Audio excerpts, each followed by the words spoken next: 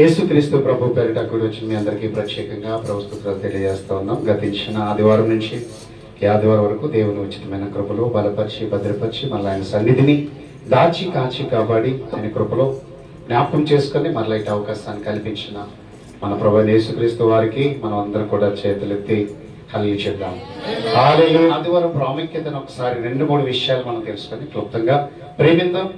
నన్ను ఎవరు ఏమనుకోకూడదు, వాక్యాన్ని మీకు చూపిస్తున్నాను కాబట్టి మనం అందరం ఇలా ఉండడం మంచిది. ఇది దైవ సన్నిధికి మనం దగ్గరగా ఉన్నట్టు అవుతుందని 2-3 విషయాలు.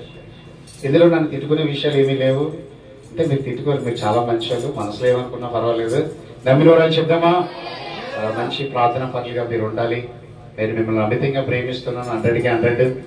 మీరు కూడా మీ సేవకును ప్రేమించాలి, ఏ ద్వేషం పెట్టుకోకూడదు. ఎందుకంటే మీ క్షేమం కోరేవాడు మీరున్నారని దేవుని సమక్షంలో బ్రతికే కుటుంబం కాబట్టి మీరు ఎల్లప్పుడూ కూడా మరి దేవుని పక్షాన సేవకుల పక్షాన మీరు ఉండాలి.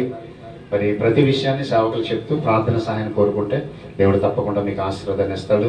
మిమ్మల్ని ప్రేమించే దేవుడు, మిమ్మల్ని విడిచిపెట్టే దేవుడు కాదు, విడనాడే దేవుడు కాదు పిల్లలు. అందుకని ఈ దినాన్ని ఆదివారం ప్రాముఖ్యతను ఒకసారి మనం చూసుకుందాం. ఇక్కడ మనకి కొన్ని ఆజ్ఞలు ఉన్నాయి, అందులో ఒకటి మామూలుగా తీసుకుందాం. 4వ విషయంలో రాశారు, అది చదువుదాం. అది ఒకసారి చదువుకుందాం. నిర్మాకాండం చదవండి.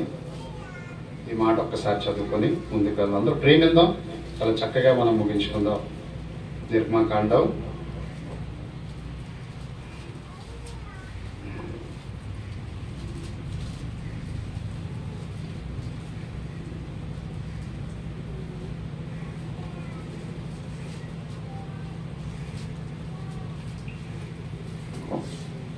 1 మాటను మనం చదువుకుందాం. 8వ వచనం.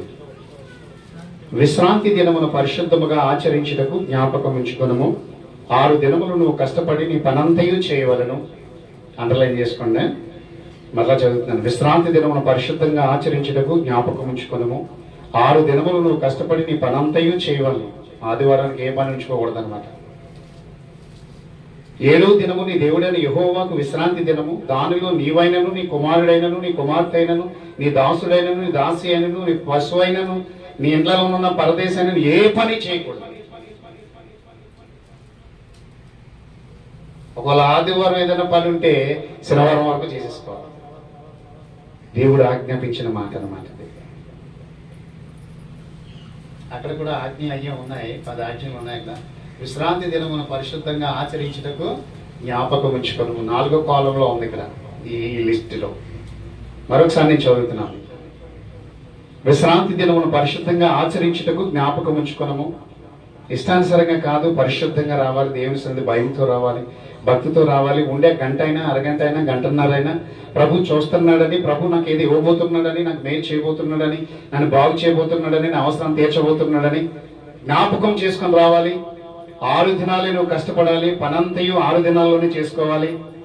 7వ దినమది నీ దేవుడైన యెహోవాకు విశ్రాంతి దినం కాబట్టి ఆ దినమును నీవైనను, నీ కుమారుడైనను, నీ కుమార్తె అయినను, నీ దాసుడైనను, అంటే ఇంట్లో పనివారు, నీ దాసి అయినను, పని మనిషి అయినను, నీ పశువు అయినను, అది ఏదైనా, మేకైనా, గొర్రెనైనా, ఆవైనా, ఎక్స్ట్రాగా ఏదైనా, నీ ఇండ్లలో ఎవడైనా ఒకళ్ళు అద్దెకున్నవాడైనను, పరదేశ అయినను, వచ్చి నివాసం ఉంటున్నవాడైనను ఏ పనియు చేయకూడదు. చాలా కఠినంగా దేవుడు మనకి ఇచ్చాడైతే 6 దినాలు ఇచ్చి 1 దినం మనకి రెస్ట్ ఇచ్చాడు ప్రభుని స్తుతించడానికి. ఇదే మాట ఇంకొక దగ్గర కూడా చూద్దాం. ఆదికాండం 2వ అధ్యాయం 3వ వచనం. జాగ్రత్త అండర్లైన్ చేసుకోండి, పరిశీలన చేద్దాం మనం. 2వ అధ్యాయం 3వ వచనం నేను చదువుతున్నాను చూడండి. కాబట్టి దేవుడు 7వ దినమును ఆశీర్వదించి, ఎందుకు ఈ దినాన్ని దేవుడు ఇంతగా ప్రేమించాడంటే దీన్ని ఆశీర్వదించాడంటే 7వ దినాన్ని ప్రభువుని స్తుతిస్తున్న దినం, ఆశీర్వదించబడిన దినం. అందులో ఉన్న వారికి అన్ని ఆశీర్వాదాలు వస్తూ ఉంటాయి. అంటే మనం లేకపోవడం వల్ల పోగొట్టుకుంటున్నామని దీని ద్వారా మనకి అర్థమవుతుంది. నేనైనా, నువ్వైనా, మనమైనా 7వ దినము ఆశీర్వదించి దేవుడు మనకి ఇచ్చాడు కాబట్టి చూడండి. ఆలయనగా దానిలో దేవుడు తాను చేసినట్టు, సృజించినట్టు తన పని అంతటి నుండి విశ్రమించాను. ఆయన కూడా 6 దినాల పనిచేసి 7వ దినాన్ని విశ్రాంతి పొందాడు. అందుకని మనకు కూడా ఆయన పిల్లగా ఇచ్చి నన్ను స్తుతించాలి. 7వ దినాన్ని ఏ పని లేకుండా చేసుకోండి ప్రభు మనకు చెప్తూ ఉన్నాడు. ఈ ఆజ్ఞ మనకి ఎలాగొచ్చిందో నెహెమ్యా గ్రంథంలో కూడా దేవుడు చెప్పాడు. ఎవరి ద్వారా దేవుడు ఇచ్చాడో చూడొచ్చండి. నెహెమ్యా గ్రంథం 9వ అధ్యాయము, నెహెమ్యా గ్రంథం 9వ అధ్యాయము, నెహెమ్యా గ్రంథం 9వ అధ్యాయము 14వ వచనం. వారికి నీ పరిశుద్ధమైన విశ్రాంతి దినమును ఆచరింపను ఆజ్ఞ ఇచ్చి నీ దాసులైన మోసే ద్వారా ఆజ్ఞలను కట్టడలను ధర్మశాస్త్రం వారికి నియమించినవి. మనకి దేవుడు ఇచ్చాడు ప్రియులారా. మోసే ద్వారా దేవుడు సీనాయి పర్వతం మీద ఇచ్చాడు ఆజ్ఞ. అంటే దీని ద్వారా ప్రభు మనల్ని దీవించబోతున్నాడు. దినాన్ని మనం తేలిగ్గా తీసుకోకూడదు. ఇన్కేస్ మనమే కాదు, చాలా మంది దీన్ని నిర్లక్ష్యంగా తీసుకుంటూ ఉన్నారు. చాలా మంది దీన్ని అశ్రద్ధగా తీసుకుంటూ ఉన్నారు. అనాలోచనగా దీన్ని తీసుకుంటూ పాటిస్తూ ఉన్నారు. అయోమయమైన పరిస్థితుల్లో ఉండిపోతూ ఉన్నారు. దీని గురించి మనం ఆలోచన చేస్తాం. మనందరికీ కూడా దేవుడు ఒక ఆజ్ఞ జారీ చేశాడు. అందుకే చూడండి ప్రియులారా, ఇక్కడ మోసే ద్వారా ఇచ్చాడని కూడా నేను మీకు చూపించాను. నేను ఇక్కడ మనం చూసినట్లయితే ఒక మాట, ఇక్కడ ప్రభువు మనకి ఎన్నో మంచి కార్యాలు చేసి ఇవన్నీ కూడా మనకి అనుగ్రహించాడు. ఈ ఆజ్ఞలన్నీ కూడా మనకు అనుగ్రహించిన 6వ వచనం, 20వ అధ్యాయం 6వ వచనం. నన్ను ప్రేమించి నా ఆజ్ఞలు గైకొని వారిని 1000 తరముల వరకు కరుణించి వాడనై ఉన్నాను. ఒక తరం కాదు. తరం అంటే ఎన్ని సంవత్సరాలు ఒకసారి వచ్చింది. తరం అంటే పిల్లలు తరం అనమాట. ఒక 100 సంవత్సరాలు బ్రతకడమే మన జీవితంలో చాలా కష్టం. ఒక 50 దాకా వచ్చేసామంటే నీరసం వచ్చేస్తుంది మనకి. 50 సంవత్సరాలు వచ్చేసి అనుకోండి, మనుషుల్లో బలహీనతలు ఏర్పడిపోతాయి. సరైన బాడీ మనం చెప్పినట్టుగా విందు, ఏదో పరిస్థితికి లోనైపోతుంది. 50 కనుక వచ్చామనుకోండి, సగం వరకు మన జీవితము అర్ధ సెంచరీ అంటారు. దాన్ని ఏమంటారు చెప్పండి? హాఫ్ సెంచరీ, క్వార్టరు, 25 ఉంటుంది కదా, 75. వీటికి వల్ల పేర్లు పెట్టుకున్నారు అనమాట. వీళ్ళందరూ కూడా ఒక్కొక్క పేరు పెట్టుకున్నారు. 100 years, దాని సన్మానాలు, ఘనం గాయించడాలు ఇవన్నీ కూడా ఉంటాయి ప్రియులారా. అంటే ఒక సంవత్సరం ఇస్తే మనం ప్రభుని స్తుతించాలి. ప్రభువా, నన్ను ఈ సంవత్సరం కూడా ఉండవిచ్చేవా తండ్రి, అయితే నీ కొరకే ఏదో పని చేయాలి, నేను ఇంకా పని ఏదో చేయాలి. నువ్వు అప్పుడే నన్ను తీసుకెళ్ళిపోతావేమో అనుకున్నాను, కానీ ఇంకా ఉంచేవా, అయితే నీ పని ఏదో నాకు అప్పగించిపోతున్నావు. నీ వర్క్ నేను చేయవలసిన బాధ్యత నాకు ఉంది. అందుకని మనం ఏం చేయాలంటే, దేవుని స్తుతించే దినం, ఆయన ఏర్పాటు చేసుకున్న దినం, ఆయన మన కొరకు సిద్ధపరిచి ప్రార్థించుకోమని, ఆరాధించమని, నన్ను వేడుకోమని చెప్పిన దినాన్ని మనము జ్ఞాపకం చేసుకోవాలన్నమాట. ఎక్కడున్నా, ఏ ప్రయాణంలో ఉన్నా, ఏ పనిలో ఉన్నా, ఊరు వెళ్ళినా, కార్యక్రమాలకు వెళ్ళినా, మన బంధువులు దర్శించినా, కానీ ఆ దినాన్ని మనం జ్ఞాపకం చేసుకుని సన్నిధికి వచ్చేసి ప్రభుని స్తుతించేస్తే ఆయన ఏమంటాడు? ఆశీర్వాదం మీదే. అందులో ఉన్నాయన్నీ మనకే వస్తాయి. ఆరాధించే వారికి అవన్నీ కూడా మనకు వస్తాయని ప్రభు చెప్తాడు. అన్నాడు, ఇశ్రాయేలుతో మాట్లాడిన దేవాది దేవుడు ఈ దినాన్ని మనకి, ఈ కాలంలో దేవుడు ఏర్పాటు చేసిన ఈ పునరుత్థాన దినమును, ఈ విశ్రాంతిలో మనం ఉండి ప్రభుని స్తుతించాలని ఆయన సంతోషించే దినం ఇది. ఆయన సన్నిధిని ఎవరో లేరనుకోండి, ఆయన ఎంత ఫీల్ అయిపోతాడు. నా పనిలో లేరు ఎవరు కూడా, విగ్రహారాధన పనిలో ఉంటున్నారు, అర్థమైన పనుల్లో ఉంటున్నారు, ఎక్కడ చూసినా జనాలు ఉంటున్నారు. ఇప్పుడు మేము వస్తున్నాం, అక్కడ బూర్లు అయి ఉండేస్తున్నారు జనాలే, తండలు. ఇప్పుడు మేము వెళ్ళేటప్పుడు, మనం వెళ్ళేటప్పుడు దారి ఉండదు ఇంకెక్కడ, ఇలా వెళ్ళిపోవాలి మనం.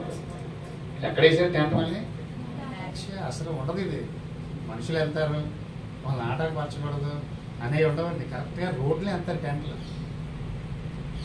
నేను అనుకుంటాను, అతడే కనుక ఉంటే ఎవరు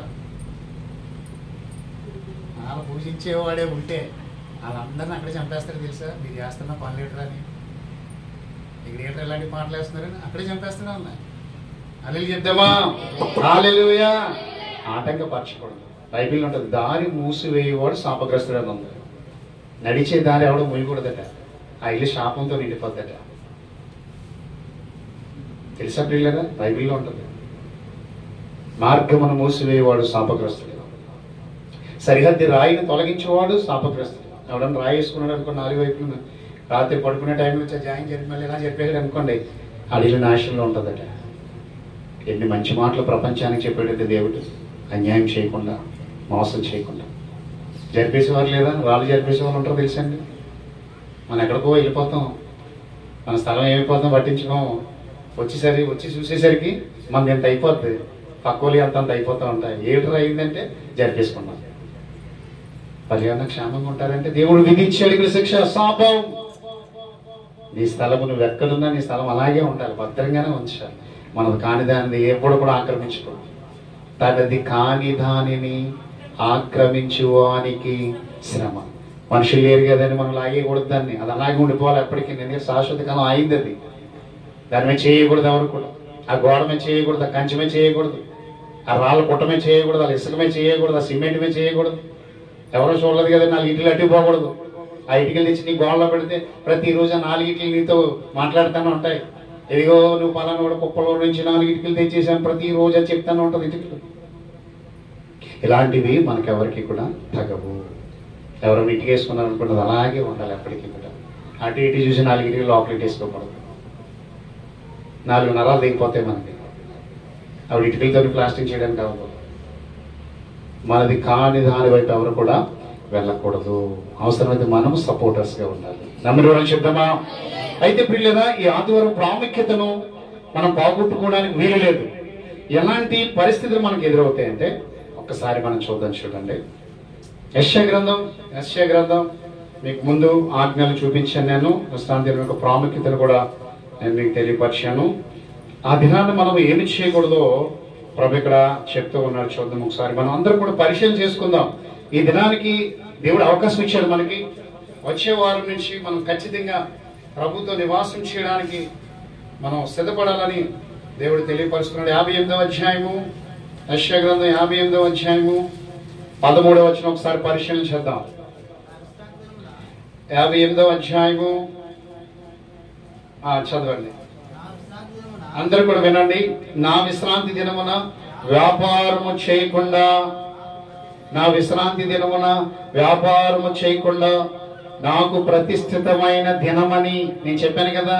నా దినమని, నా కొరకు నేను నియమించుకున్నానని, అది మీ దినము కాదని, మీకు నేను 6 దినాలు ఇచ్చానని, 7వ దినము నన్ను స్తుతించే దినమని, అది నాకు ప్రతిష్టమైన దినమని నీవు ఓరకుండిన ఎడల, అంటే వ్యాపారము చేసేవారికి చెప్తున్నాడు ఫస్ట్ మాటలో.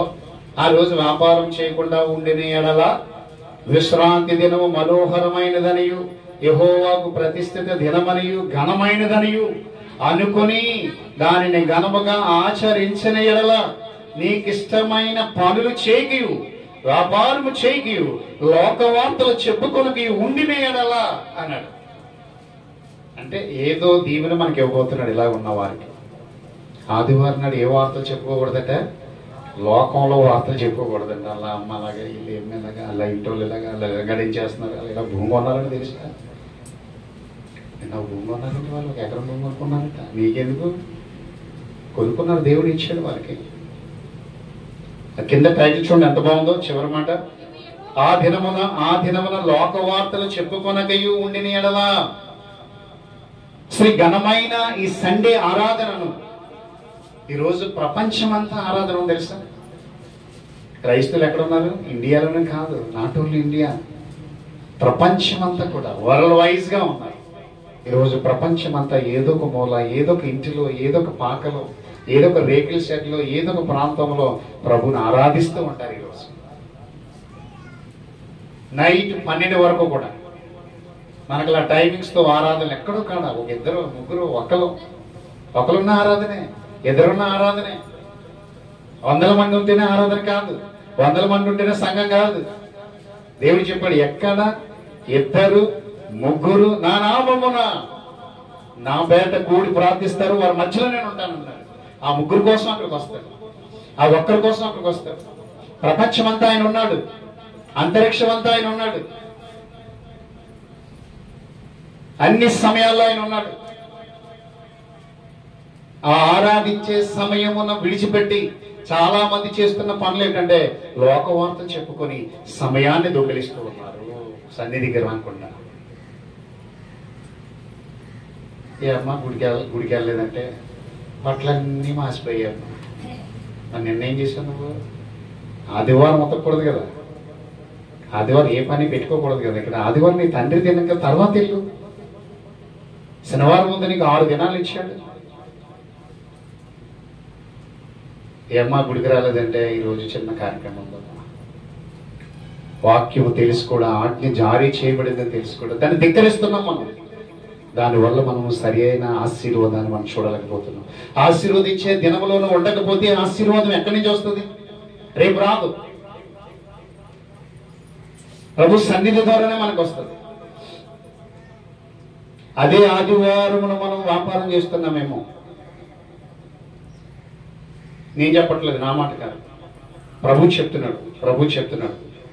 నా విశ్రాంతి దినమున వ్యాపారము చేయకుండా నాకు ప్రతిష్ఠిత దినమని ఎంచి ఆ రోజు సమస్తము. సంతోష్ బాబు గారు కూడా అలాగే వాటన్నిటినీ నిర్వీర్యం చేసి ఉంచేస్తారు. సన్నిధిని అనుభవిస్తున్నారు, సమర్పణ తీసుకున్నారు. మనకి ఎన్ని లారీలు ఉన్నా, మనకి ఎన్ని ట్రైన్లు ఉన్నా అవన్నీ సెలవులో ఉండాలి. అక్కడ ఇలా ఆదివారం వాళ్ళు బళ్ళు బయటికి రావు, ట్రైన్స్ తిరగవు. ఈరోజు ఒక దేశం ఉంది, ఒక దేశం అంతా కూడా ఆరాధనలో ఉంటారు ఈరోజు ఆదివారం. ఆ దేశస్తులలో ఉంది. కేఏ పౌల్ గారికి విమానం కొనిచ్చారు కానుక. ప్రపంచంలోనే విలువైన విమానం అది. ముగ్గురే తిరుగుతారు ఆ విమానాలు, ముగ్గురే వాడతారు.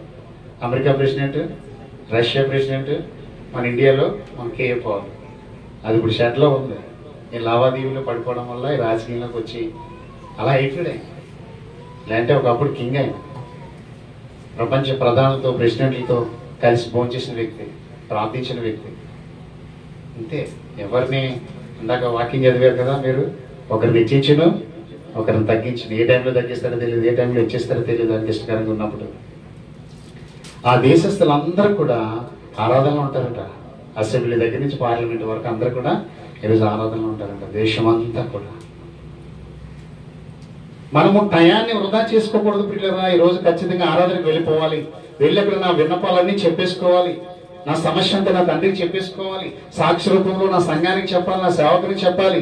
ప్రార్థన ద్వారా నేను దీవించబడాలి, ఆశీర్వదించబడాలి, నా కష్టకాలాలు కొట్టివేయబడాలి, నా శ్రమలు పోవాలి, నా అనారోగ్యాలు పోవాలి, నేను బాగుండాలి, అనేకుల మధ్యలో సాక్ష్యం ఇవ్వాలని ఒక ఆసక్తితో, అది ప్రతిష్ఠితమైనదని, అది దేవుని దినమని, ఆశీర్వాదం తప్పకుండా నాకు దొరుకుతుందని అనుకుని వస్తే దేవుడు ఖచ్చితంగా నీ జీవితంలో కార్యం జరిగిస్తాడు. అలా అనుకొని ఘనముగా ఇచ్చింది. నమ్మిన వారు చెప్దామా? 14 వచ్చిన చదువుతున్నా. అలా నువ్వు చేస్తే నీవు యెహోవా యందు ఆనందించెదవు. యెహోవా యందు ఆనందించదవు. దేశం యొక్క ఉన్నత స్థలముల మీద నేను నిన్ను ఎక్కించదు. నువ్వు ఎక్కడికో వెళ్ళిపోతావు. నీ ఇంటి నిండా ఉద్యోగాలే, నీ ఇంటి నిండా వ్యాపారాలే, నీ ఇంటి నిండా ఐశ్వర్యమే, నీ ఇంటి నిండా ఆస్తే, నీ ఇంటి నిండా ఆరోగ్యమే, అనలేని సంతోషం. వద్దు ప్రభా, మేము దాచుకోలేకపోతున్నాం అనేంత ధన సమృద్ధి ప్రభు నీకు ఇస్తాడు.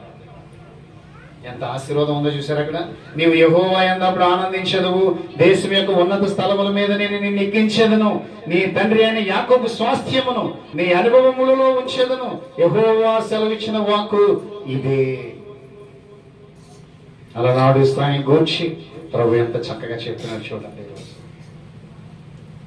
వాళ్ళంతా ప్రేమించడానికి ఇవన్నీ చెప్పాడండి. ఎక్కడ నా పిల్లలు పొరపాటు చేసి ప్రాబ్లమ్స్ తెచ్చుకుంటారేమోనని తండ్రిలా, ఈ లోకంలో తండ్రిలా, పరలోకంలో ఉన్న తండ్రి ఆలోచిస్తున్నాడండి మన గురించి. మన గురించి ఎవరు ఆలోచించరండి. నువ్వేమైపోతే నాకేంటి అనుకుంటారు. కానీ మన దేవుడు పైనుండి చూస్తున్నాడు. పైన ఉన్నవాడికి అందరం కనపడతాం, కింద ఉన్నవాడికి కనపడతాం. ఆయన పైనుండి మనల్ని విచారిస్తున్నాడు, పరిశీలన చేస్తున్నాడు, పరిశోధిస్తున్నాడు. బిడ్డ కష్టంలో ఉంది, నా కుమారుడు కష్టంలో ఉన్నాడే, ఎలా ఆయన పైకి తీసుకొని రావాలి? ఎలా? నా మాట వినటం లేదు. ఎక్కడ నీ మాట వినకపోతేనే నువ్వు మాట్లాడవు. ఇక్కడే నీకు చాలా కోపం వచ్చేస్తుంటుంది. కానీ దేవుడు మనల్ని ఇంకా ప్రేమిస్తున్నాడు. మాట వినకపోయినా ప్రేమిస్తున్నాడు, ఆయన నిందించినా ప్రేమిస్తున్నాడు, ఆయన దూషిస్తున్నా ప్రేమిస్తున్నాడు. కావాలి దేవునికి. నమ్మిన వారని చెప్దామా? హల్లెలూయా. అప్పుడు నీవు యెహోవా యందు ఆనందించెదవు. ఈ రోజు గొప్ప సంతోషం నీ జీవితంలో కలగాలంటే ఆదివారం నువ్వు ప్రేమించు. ఎక్కడున్నా సరే ఆ 2 గంటల కొరకు ప్రయాసపడు. ఒకవేళ ఏదన్నా ఉంటే నువ్వు రెస్ట్ తీసుకోవడానికి ఇష్టం లేకపోతే తర్వాత చేసుకో. ఆరాధన అయిపోయిన తర్వాత కూడా మళ్ళీ నీ పనులు చేసుకోవాలనుకుంటే. కానీ దేవుడు చెప్పింది కనుక నువ్వు ఫాలో అవుతే ఆ రోజంతా స్థుతుల మూలమున ప్రభుకి ఒక చక్కటి కృతజ్ఞత తెలియపరిస్తే, ప్రభు 6 దినాలు నా పనిలో ఉన్న విత్తనాలు ఇస్తాం, అన్నీ ఇస్తాం. దాని గురించి కూడా దేవుడు ఒక మాట చెప్పాడు. చూడండి, ఇలాంటి కొన్ని నిన్ను అభ్యంతరపరుస్తుంటాయి. ఆదివారం ఆరాధించకుండా అడ్డుపడే ఎన్నో ఉన్నాయి. వాటిని మనం జయించలేకపోతున్నాం. ఒక్కొక్కసారి ఆలోచించండి, ఒక్కొక్కసారి నిజమే దీన్ని జయించలేకపోతున్నాం మనం, నిజమే దీన్ని విడిచిపెట్టలేకపోతున్నాను. ఎవడో ఒకడు అడ్డుపడుతున్నాడు, ఏదో ఒక రిలేషన్ నాకు అడ్డుపడుతుంది అని దాన్ని జయించగలిగితే మనం ఆనందిస్తామని దేవుని ఒక వాక్యం ఇక్కడ సెలవిస్తా ఉంది. చూడండి ఒక చక్కటి మాట, నిర్గమకాండం 34వ అధ్యాయము. నిర్గమకాండం 34వ అధ్యాయము. ఇక్కడ ఎంత మంచి మాట ఉందో చూడండి. 21వ వచనం ప్రభు మనకు చెప్తున్నాడు, 6 దినములు నువ్వు పనిచేసి 7వ దినమున విశ్రమింపవలను. 6 దినములు నువ్వు పనిచేసి 7వ దినమున విశ్రమింపవలను. అంటే నాతో నువ్వు ఉండాలి, నన్ను స్తుతించాలి, నాకు ప్రార్థన చేయాలి అని వేడుకోవాలి. దున్ను కాలమందైనను కోయి కాలమందైనను ఆ దినమున విశ్రమించాలి తప్పకుండా. దున్నే కాలం కాదండి, ఆదివారమే దున్నుతారు చాలా మంది. ఎంత తప్పు చేస్తాం మనం. భూమి అది దేవుడు ఇచ్చేది. ఆదివారం దున్ను కాలమైనా వద్దన్నాడు ఇక్కడ దేవుడు. చూసారా ఆ మాట ఎంత చక్కగా ఉందో. అది దున్ను కాలమైనను కోయి కాలమైనను. కోతలు కూడా ఆదివారం పెడతారండి. చాలా మంది ఉన్నారు నాకు తెలిసిన మీరు కాదు, కొందరు ఉన్నారు. 6 దినాలు వాళ్ళు పని చేసేసుకుంటారు, 7వ దినాన్ని కోత. ఏం బాబు ఎందుకు రాలేదంటే ఈరోజు కోత ఎట్టామంటే కోత కోసేస్తాడు దేవుడు. సరే ఆలోచించండి. అది కోయి కాలమైనను సోమవారం మార్చుకోవాలి. అదే అంటున్నాడు ప్రభు, అదే అంటున్నాడు ఇక్కడ. 6 దినములు నువ్వు పని చేసి 7వ దినమును విశ్రమించవలను. దున్ను కాలమందైనను కోయి కాలమందైనను ఆ దినమును నువ్వేమీ చేయకూడదు. కోత ఆ రోజు చేయకూడదు, శలక్కాయలకి ఆ రోజు ఏరడానికి వెళ్ళకూడదు, ఫ్యాక్టరీలకు వెళ్ళకూడదు, రొయ్యల ఫ్యాక్టరీలకు వెళ్ళకూడదు. ఎక్కడన్నా గృహ ప్రార్థన అనగానే విశ్రమించాలి, మానేయాలి. అప్పుడు నువ్వు చూస్తావు ఆశీర్వాదాలు కూడా నువ్వు చూస్తావు. అడ్డులు ఆటంకాలు కూడా కొట్టివేయబడతాయి. నీ వ్యతిరేకులు నీకు స్నేహితులు అయిపోతారు, నీ విరోధులు మళ్ళీ నీకు దగ్గర అవుతారు. దేవుని ఆరాధించినప్పుడు, దేవుణ్ణి స్తుతించినప్పుడు నీ ప్రతికూల పరిస్థితులన్నీ కూడా అనుకూలంగా మారిపోతాయి. ఆరాధనకు దేవుడు అంత ప్రాముఖ్యతనిచ్చాడు. అందుకే దేవుడు ఈ మాటలు రాయించాడు. ఇంకొక మాటను కూడా మనం చూసుకుందాం పిల్లరా. ఇంకొక మాటను మనం చూసుకుందాం దేవుడి సన్నిధిలో. చూద్దాం 35వ అధ్యాయము నిర్గమకాండం. 35వ అధ్యాయము నిర్గమకాండం. ఒక మాట మనం చూసుకుందాం. ఇక్కడ కూడా దేవుడు ఏం చెప్పాడు చూద్దాం. 2వ వచనం, 6 దినములు పని చేయవలను. చూడండి ఎంత చక్కగా చెప్తున్నాడు. 7వ దినం మీకు పరిశుద్ధ దినం, అది యెహోవా విశ్రాంతి దినం. ఇక్కడ ఇంకా క్లియర్గా ఇచ్చాడు దేవుడు. 6 దినములు పని చేయవలను, 7వది మీకు పరిశుద్ధ దినం. 7వది అన్నాడు చూడండి. 7వది మీకు పరిశుద్ధమైన దినం, అది యెహోవా విశ్రాంతి దినం. దానిలో పని చేయి ప్రతి వాడును మరణ శిక్ష నందును. కఠినమైన ఆజ్ఞ ఇది. ఇప్పుడు కూడా నేను చదివించాను, ఎందుకంటే భయం వేస్తూ ఉంటుంది ఈ మాట చదువుతుంటే. ఏ మాట ఇది? అందులో పని చేయవాడికి ఏ శిక్ష ఉందంటే, అమ్మ బాబోయ్ చంపేస్తే ఎలాగండి మరి. అందుకే ముందు జాగ్రత్త పడమని చెప్తున్నాను.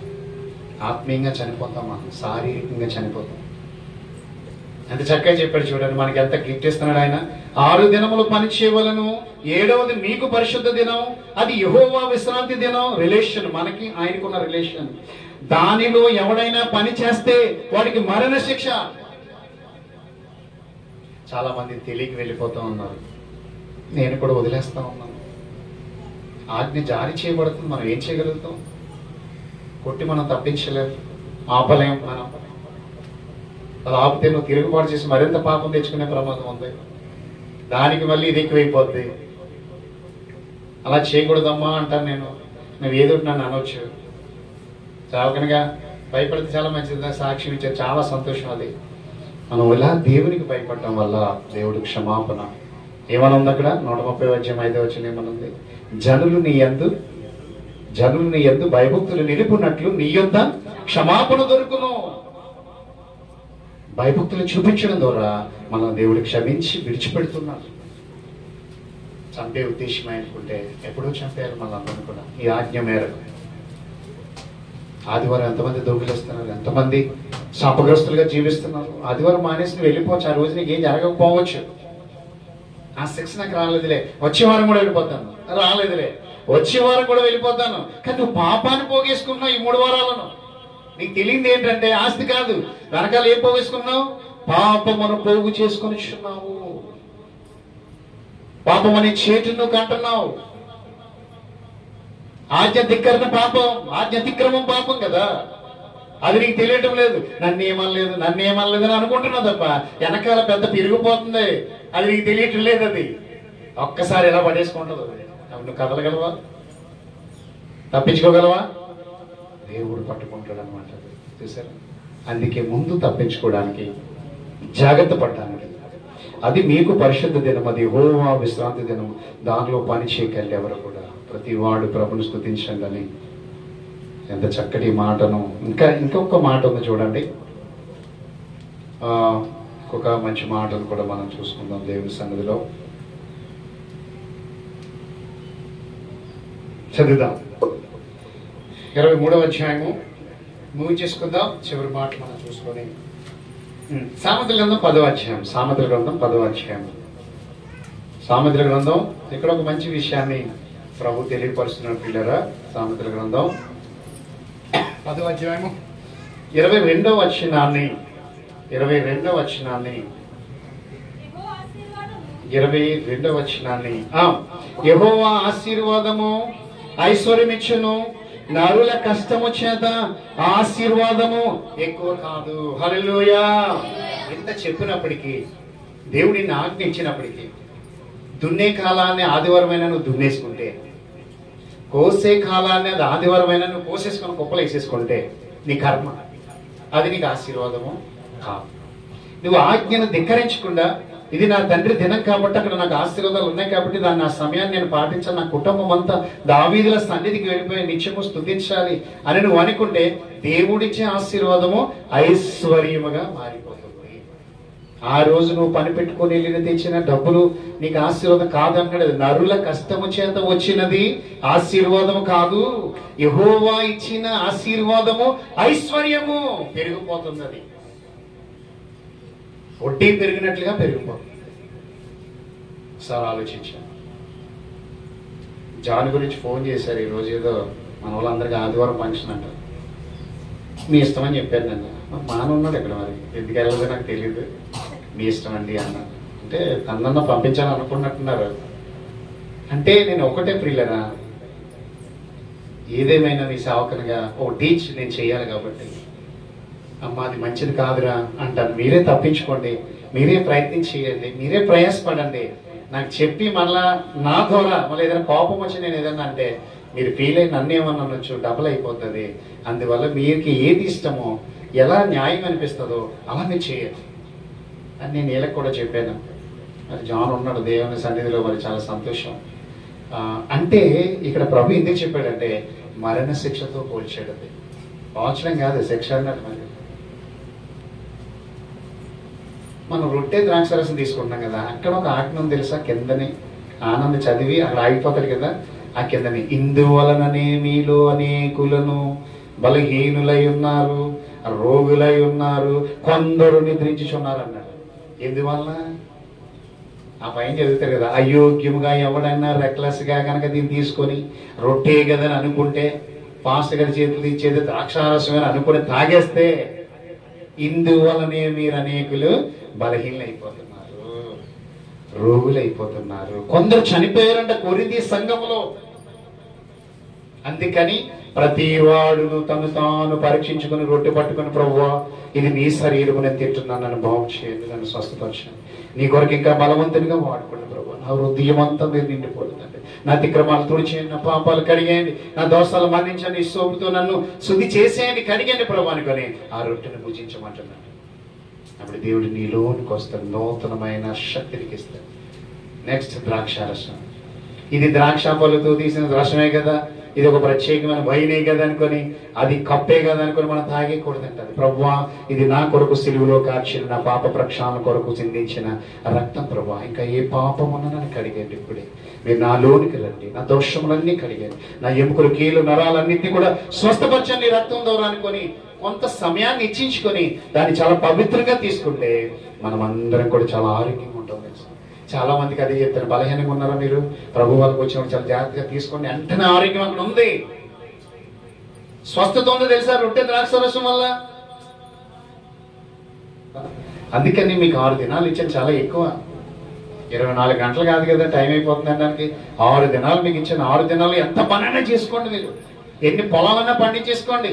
ఆదివారం విశ్రాంతి దినం కాబట్టి ఆ రోజు స్టాప్ చేయండి. అందరూ ఆశ్చర్యపడతారు. ఎంతమందికి సాక్ష్యం తెలుసా? ఆ పొలంలో సాక్ష్యం.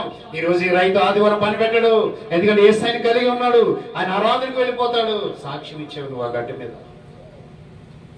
ఈ రోజు ఈ సహోదరుడు వ్యాపారం పెట్టాడు, ఈ రోజు ఆ కూరగాయలు ఆ సంతలో అక్కడ పెట్టాడు, ఎందుకంటే ఈ రోజు ఆరాధనకు వెళ్ళిపోతాడు. 6 దినాల వరకు ఈ మార్కెట్ పెడతాడు, ఇక్కడ 7వ దినాన్ని అక్కడ వెళ్ళిపోతాడు. పాకిరిపేటలో చెప్పాను కదా, మెడికల్ షాప్ తిన్నాక ఒక స్వీట్ స్టాల్ ఉంటుంది. ఆదివారం ఆ బండి ఉండదు. అన్న ఎందుకు ఉండదు? వాళ్ళ దగ్గర గజ్జికాయలు ఉంటాయి, చాలా బాగా ఫేమస్ చేస్తారు. మేము రాజమండ్రిలో మేము ఉండేవాళ్ళం అండి, రాజమండ్రిలో ఉండేవాళ్ళం మేము అని చెప్తూ తన విశ్వాస జీవితాన్ని అంతా చెప్తూ, ఆదివారం మేము గుడి మానమండి, ఆదివారం నాడు ఈ బండి పెట్టను, ఎంత డబ్బు వచ్చినా సరే పెట్టను అంటాడు. ఓ సాక్ష్యం ఇచ్చాడు అతను నాకు. ఆ బండి ఆదివారం కనపడదు అక్కడ, గజ్జికాయలు తిందామంటే. ఏంటి ఆదివారం పెట్టండి? నేను క్రైస్తవునండి, నేను క్రిస్టియన్. దేవుడు మాకు చాలా దీనస్థితిలో ఉండేవాళ్ళం.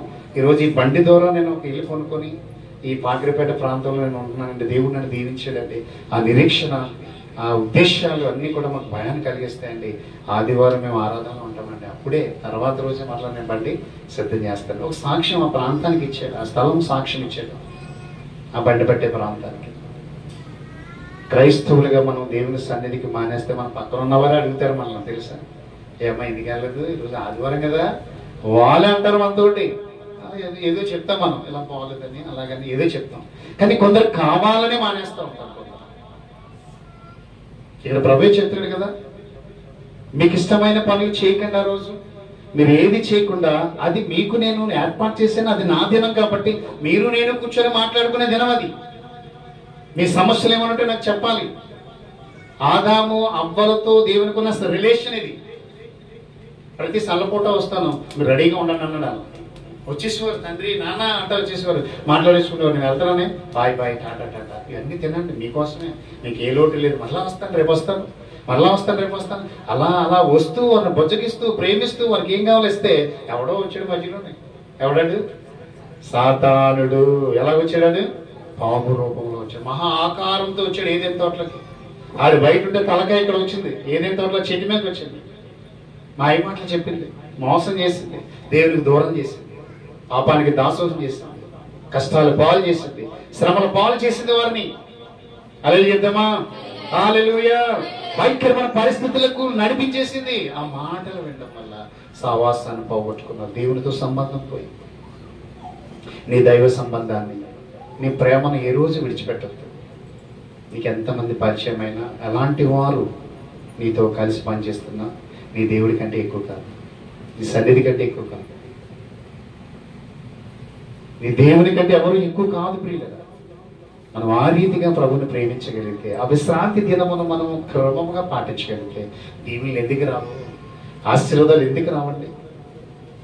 నాకు కూడా అనిపిస్తుంటుంది రెస్ట్ తీసుకోవాలి, నాకు కూడా చాలా నీరసం ఉంటుంది. నేను మనిషినే కదండి, మనం అందరం ఇనం కాదు, మనం అలా పడితే అలా ఉండడానికి మనకు కూడా చాలా నీరసాలు ఉంటాయి. వానికి రోజు అన్నట్టు ఉంటుంది, ఆజ్ఞలు జారీ అవుతున్నాయి మనకి. హల్లెలూయా చెప్తామా? హల్లెలూయా. కష్టమైన నష్టమైన ప్రభు పని మనం చేస్తే ప్రభు మనకు అండగా ఉంటాడు, తోడుగా ఉంటాడు. ఈ దినం కోల్పోయిన వారి గురించి మనం ప్రార్థించేద్దాం. వారికి దేవుడు సంపూర్ణమైన సహాయము వారికి దయచేయాలని. అడ్డులు ఆటంకాలు అంటే సాతానుడు కలిగిస్తూ ఉంటాడు. ఇవన్నీ కూడా ప్రభుని ఆరాధిస్తే ఎక్కడ గొప్పలు అయిపోతాయి. ప్రభు చెప్పాడు కదా, ఉన్నతమైన స్థానానికి వెళ్ళిపోతారు వీళ్ళు. ప్రపంచంలో ఏ మూలైనా మన వాళ్ళు ఉండిపోతారు తెలుసా, ఎక్కడెక్కడికో జాబులకు వెళ్ళిపోతారు వీళ్ళు. ఎక్కడికి ఎక్కిస్తానన్నాడు? దేశం యొక్క ఉన్నత స్థలములలోనికి నేను ఎక్కిస్తాను. ఈ దేశం నలుమూలల బాసరాని స్థలాల్లో కూడా మన పిల్లలు ఉండేలా దేవుడు చేస్తాడు. ఆరాధించే వారికి, ఆరాధన కొరకు ప్రయాసపడే వారికి, ఆరాధన కొరకు అందరినీ సమకూర్చాలి. ఈరోజు మీరు ఎక్కడికి వెళ్ళడానికి వీలు, మీ స్నేహితుల దగ్గరికి వెళ్ళడానికి వీలు, అన్ని కట్టుపడేయండి. దావీదు ఎంత దీవించబడ్డాడు, రాజు అయి కూర్చున్నాడు, కుటుంబం ఎంత దీవించబడ్డది. దావీదికి 20 మంది పిల్లలండి. తెలుసా? దావీదు గారికి 20 మంది పిల్లలు ఉంటే సొలొమోను దేవుడు రాజుగా చేశాడు. సొలొమోనుకి ఇచ్చిన జ్ఞానం ఎవరికి ఇవ్వలేదు. సొలొమోను అలా ప్రత్యేకించుకున్నాడు దేవుడు. ప్రపంచాన్ని అంతా పరిశీలించి అన్నాడు, సూర్యునికి జరుగుతున్న సమస్త వ్యర్థం, ప్రతి వారి భయభూతులుగా జీవించడం దేవునికి కావాలని చెప్పాడు. మరి ఈరోజు మనం ఎలా ఉండాలన్నది ఒకసారి ఆలోచించుకుందాం. దేవుని యొక్క ఆజ్ఞ మనం చూసేమో విశ్రాంతి దినం గురించి. అది దున్నే కాలమైనా మనం దున్నించకూడదు ఆ రోజు. అది కోతకాలమైనా ఆ రోజు కోతలు పెట్టకూడదు, మనం కోతకు వెళ్ళకూడదు. ప్రభు సన్నిధిని ప్రేమించి ఒక సాక్ష్యం ఇవ్వాలి ఆ రోజు. అది దేవునికి మనకి పరిశుద్ధ దినం కాబట్టి, అది ఆశీర్వదించబడిన దినం కాబట్టి అందులో ఏ పని అయినను మనము చేయకూడదు. నీ కుమారుడైనను, నీ కుమార్తె అయినా, నీ దాసి అయినను, నీ ఇంట్లో ఎద్దైనను, గేదైనను, మేకలైనను ఏ పని కూడా చేయడానికి వీల్లేదని ప్రభు ఇక్కడ ఆజ్ఞాపించారు. ఆదివారం గేదెలు మేపే వాళ్ళు ఉన్నారు తెలుసా? ఆదివారం మేకలు మేపే వాళ్ళు ఉన్నారు తెలుసా? గొర్రెలు మేపే వాళ్ళు ఉన్నారు తెలుసా? ఇలా చాలా తప్పిదాల్లో పడిపోయిన వారు, అజాగ్రత్త ఉన్నవారు చాలా ప్రమాదాల్లో ఉన్నారు ఈరోజు దేవుని సన్నిధిలో. నమ్మిన వారని చెప్తాం హల్లెలూయా. ఈ దినము నుంచి నువ్వు దేవుని అడుగు, ప్రభా నీ ఆజ్ఞ మరొకసారి జారీ అయింది. ఇదిగో ప్రతి ఆదివారం 6 గంటల నాకు సమయాన్ని ఇవ్వండి తండ్రి. ఎక్కడున్నా నేను చేయాలి, నీ సన్నిధికి వచ్చేసి నా సాక్ష్యాన్ని నేను నీకు తెలియపరుస్తాను తండ్రి. ఎలాంటి పరిస్థితులు ఎదురైనా నన్ను ఇంకా దీవించండి, ఉన్నతమైన స్థలాలు నన్ను నడిపించండి. ప్రభుని వేడుకునే వారంగా మనం ఉంటే చాలు. ప్రభు మనకి సమయాన్ని ఇస్తాడు.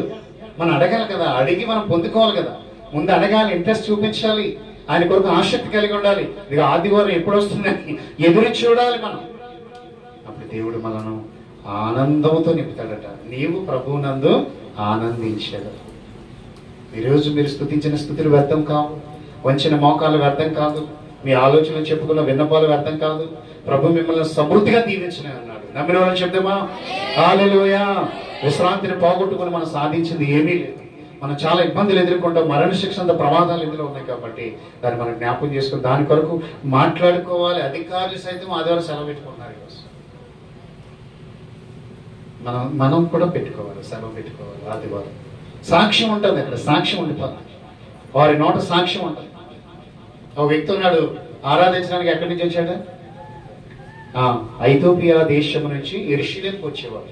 ఒక రథాన్ని ప్రత్యేకంగా స్పెషల్ గా డిజైన్ చేసుకొని బైబిల్ దానికి కావాల్సిన అన్ని పెట్టుకొని వస్తూ వెళ్తా ఉండేవాడు. అధికారి, కోశాధికారి, ఆర్థిక మినిస్టర్, ట్రెజరీ పోస్ట్ లో ఉన్నాడు. కందాకి అనే రాణి క్రింద అతను ఒక అధికారిగా ఉన్నాడు.